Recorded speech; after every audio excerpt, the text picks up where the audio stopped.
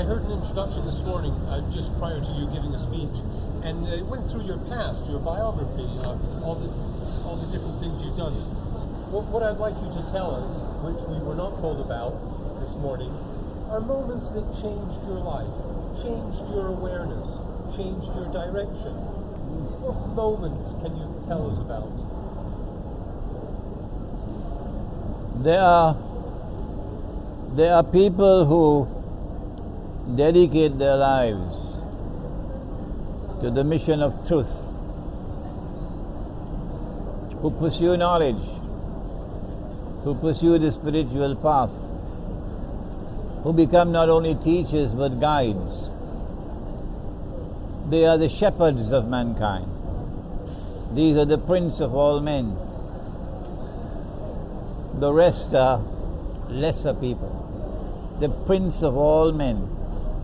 One such man traveled from Pakistan in 1960 when I was 18 years of age. I was already of a spiritual bent of mine. I was already someone who was showing capacity for perception, understanding, questioning my surroundings. But I didn't have a guide. I didn't have a shining light. No. My father had died when I was 15, but he gave to me the love for religion. And when I was 18, this man came to Trinidad. And after listening to him, my life was changed. And this is why I, at the age of 72, while travel is difficult for me, I much rather be at home. Yet I travel. Perchance that by traveling, a little 16-year-old out there, his heart will be touched. His life will be changed. And when I'm in my grave, he's on the road, climbing up the mountain. So this was a turning point in my life. When I met with Maulana Dr. Muhammad Fadlur Rahman Ansari. Another major turning point was when I was introduced to philosophy at university. This was not my choice. I would have preferred mathematics. But Dr. Ansari said, no, philosophy. And so I majored in philosophy. And when I went into the philosophy classroom, it was like a fish in water. My natural elements. Philosophy and religion are so close to each other. Another major turning point was when I graduated and went back to Trinidad in 1971, and I had to look for a job. I didn't want to become an imam in a masjid, and he who pays the piper calls the tune. So I applied for a job in the foreign ministry. And they interviewed me and they said, yes, we like to have you in the foreign ministry, but we want to send you back to university to do international relations.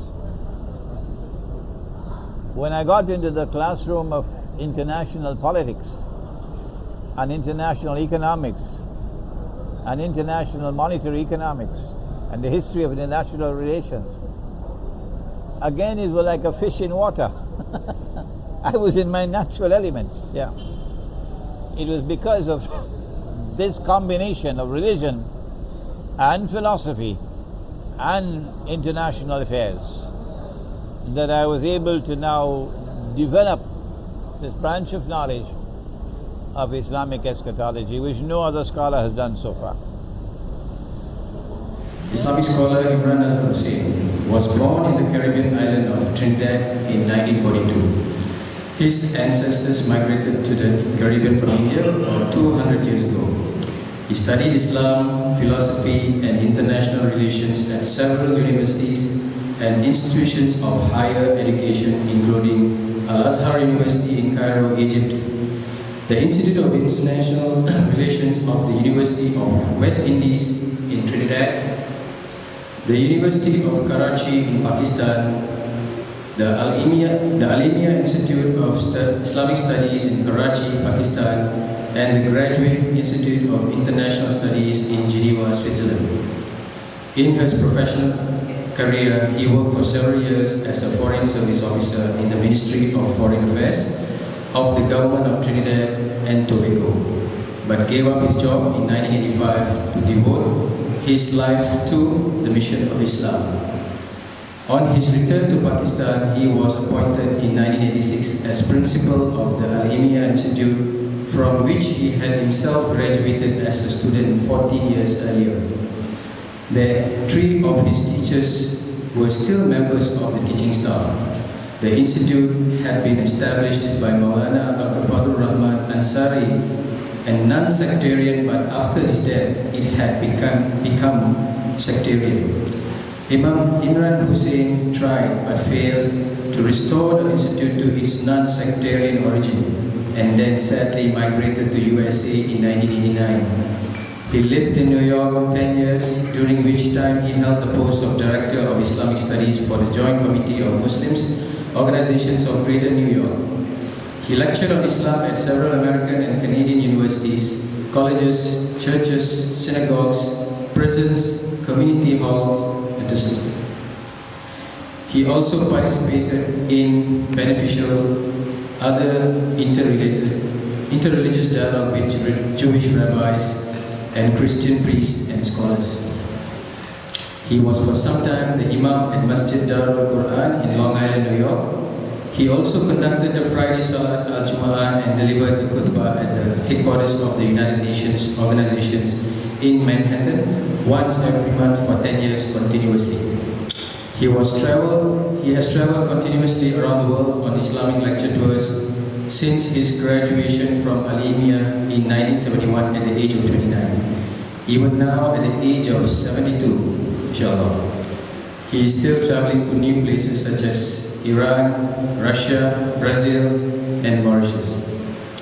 He has written about 24 books on Islam, which have invariably been received with respect by the reading public. Most of his recent works have been devoted to Islamic eschatology, a branch of knowledge which he is now pioneering. Among them are his bestseller Jerusalem in the Quran, which is being sold outside, an Islamic view of the fate of Jerusalem, and an Islamic view of Gog and Magog in the modern world.